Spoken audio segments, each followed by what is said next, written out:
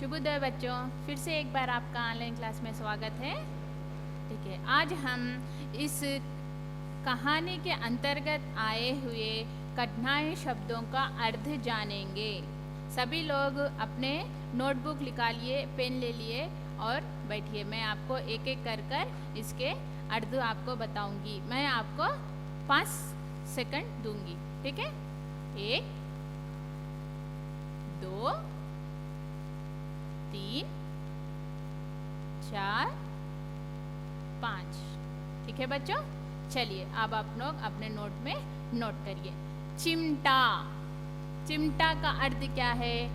किसी गर्म चीज को पकड़ने का औजार या पटकारू भी तेलुगु में कहते हैं। आप लोग मुझे कहा मैडम इसका अर्थ हमें तेलुगु में भी बताइए। कुछ लोग मुझे व्हाट्सएप में पूछा है, इसीलिए मैं आपको इसके बारे में तेलुगु में बहुत मुश्किल हुई है, फिर भी मैंने आपको अच्छे से बताने की पूरी कोशिश कर रही हूँ। ठीक है।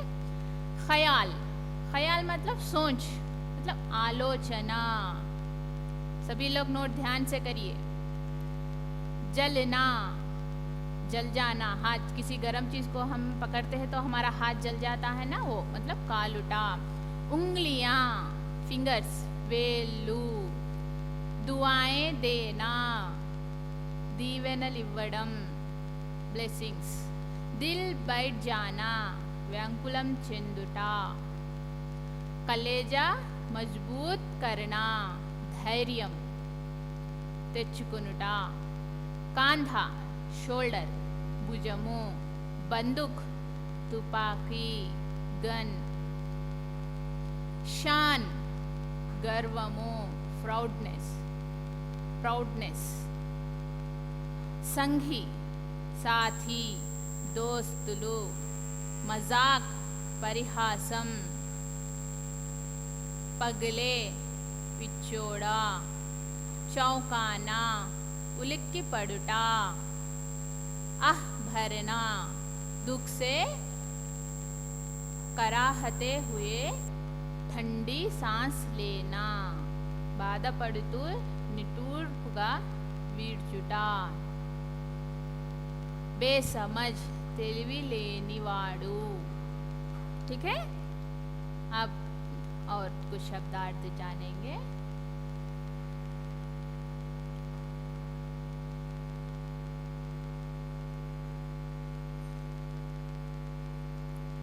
मुख स्नेह, मूग प्रेम। मार्मिक, मर्म संबंधी, मरम्मु तेलिसिना। ललचाना, पेराश पड़ुटा। गदगद होना, बहुत अधिक प्रसन्न होना। अमितानंद पड़ुटा। आंचल, कोंगु। आंसू की बड़ी बड़ी बूंदें, పెద్ద పెద్ద కన్నీటి చుక్కలు। रहस्य, रहस्यमु, रहस्यमु। अब भाषा की बात जानेंगे। शब्दार्थ जो इस कहानी में कठिन शब्द आए हैं, मैंने उसके बारे में आपको अच्छी से लिखाया है। अब व्याकरण जानेंगे, मतलब ग्रामर जानेंगे। इस कहानी में क्या क्या ग्रामर, क्या क्या दिया गया है, आप अपने टेक्स्ट बुक्स खोलिए और देखिए। मैं इसके लिए आपको 5 सेकंड दूंगी। 1 2 3 4 5। ओके, सभी लोग खोले हैं ना? देखिए आपके पुस्तक में क्या दिया है। पहला, पर्यायवाची शब्द। पर्यायवाची शब्द क्या क्या है? ईदगाह, प्रभात, वृक्ष। इसके पर्यायवाची शब्द लिखने के लिए कहाँ है, इसीलिए मैं आपको इसके पर्यायवाची शब्द लिखाऊंगी। ईद, ईद मतलब इसका पर्यायवाची शब्द एक से अनेक अर्थ होते हैं, जैसे कि त्योहार, पर्व, उत्सव। ठीक है। दूसरा, प्रभात, सवेरा, प्रातःकाल, उषा। तीसरा, वृक्ष, वृक्ष का पेड़, तरु, पादप। मैंने वृक्ष के और सारे पर्यायवाची शब्द आपको पहले लेसन में लिखाया है, फिर भी यहाँ पे आपको मैं बता चुकी हूँ। और दूसरा, वचन बदलिए। वचन बदलिए मतलब एक, हाँ सही जा रहे हैं। एकवचन और बहुवचन, इसके बारे में भी मैंने आपको बहुत ही अच्छी तरीके बताया है। यहाँ पे मिठाई एकवचन है, इसका बहुवचन क्या हो सकता है? बोलिए बच्चों। वेरी गुड, मिठाइयाँ, शाबाश, आप लोग सही जा रहे हैं। दूसरा चिमटा, चिमटे। सड़क, बताइए, सोचिए। हाँ हाँ, सड़कें, ये भी सही है। अब हम उपसर्ग पहचानिए, अब हम उपसर्ग जानेंगे। उपसर्ग में मैंने आपको बताया है, जिस शब्द का पहला पद प्रधान हो उसे उपसर्ग कहते हैं। जैसे कि बेसमझ, बताइए इसमें उपसर्ग क्या है? इसमें पहला पद कौन सा है? हाँ, वेरी गुड, इसमें पहला पद बे है। बेसमझ में उपसर्ग क्या है? बे, शाबाश। सद्भाव, ये कौन सा शब्द? इसमें उपसर्ग क्या आता है? सत। निडर, निडर में उपसर्ग नी, वेरी गुड। अब हम प्रत्यय पहचानेंगे, ठीक है? कहानी के अंतर्गत आए हैं प्रत्यय। प्रत्यय क्या है? दुकानदार। प्रत्यय में जो शब्द के आखिरी जो पद होते हैं वह प्रत्यय होते हैं। जैसे कि दुकानदार, इसमें आखिरी पद क्या है? दार, ये प्रत्यय है। उपसर्ग में पहला पद प्रधान होता है, प्रत्यय में आखिरी पद प्रधान होता है। जैसे दुकानदार में दार प्रत्यय है।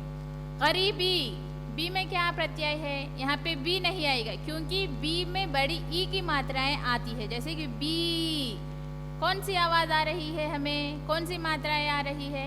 ई, यहाँ पे ई प्रत्यय है, बड़ी ई। यहाँ पे छोटी ई भी नहीं, देखिए आप ध्यान से देखिए, यहाँ पे बड़ी ई है। गरीबी में ई प्रत्यय है, बी नहीं। तीसरा भड़कीला, यहाँ भी ई ला आता है क्योंकि बड़ी की में ई की मात्राएं आती है, इसलिए हम यहाँ पे ई ला लिखेंगे। कीला लिखे तो ये गलत होगा। अब और इस पाठ्य में आए मुहावरे पहचानिए। वाइट हो जाना, पीली पड़ना, दिल कचोटना, नजर आना, दावा बोलना, दिल बैठ जाना, माथे पर हाथ रखना, आह भरना, गदगद होना, मन ललचाना, कलेजा मजबूत करना, आंचल फैलाना। यह सब आप लोग अपने घर में मुझे होमवर्क करके अपने व्हाट्सएप ग्रुप में भेजिए, सभी लोग करिए, ठीक है? मैंने इसके बारे में, मुहावरे के बारे में भी आपको बताया है। और आज का गृह कार्य क्या है? आप इनके अर्थ लिखकर वाक्य प्रयोग कीजिए। इस मुहावरों का अर्थ भी लिखिए, इसका वाक्य प्रयोग भी कीजिए। इससे हमारा ये पाठ्य ईदगाह का पाठ्य पूरा होता है। हम आज क्या क्या जाने हैं बच्चे? मुहावरे जाने हैं और प्रत्यय शब्द जाने हैं और वचन बदलना जाने हैं, पर्यायवाचक शब्द जाने हैं, ग्रामर, व्याकरण के अंतर्गत, ठीक है?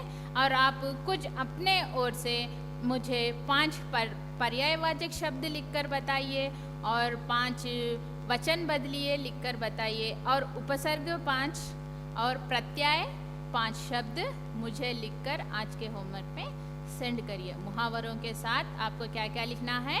पर्यायवाचक शब्द, वचन बदलना, उपसर्ग, प्रत्यय शब्द, सभी 5-5 लिखकर हमारे व्हाट्सएप ग्रुप में भेजिए। और आपको कोई डाउट हो तो भी मुझे लिखकर सेंड करिए। मैं आपको अगली क्लास में अगले लेसन से मिलूंगी। शुभोदय बच्चों।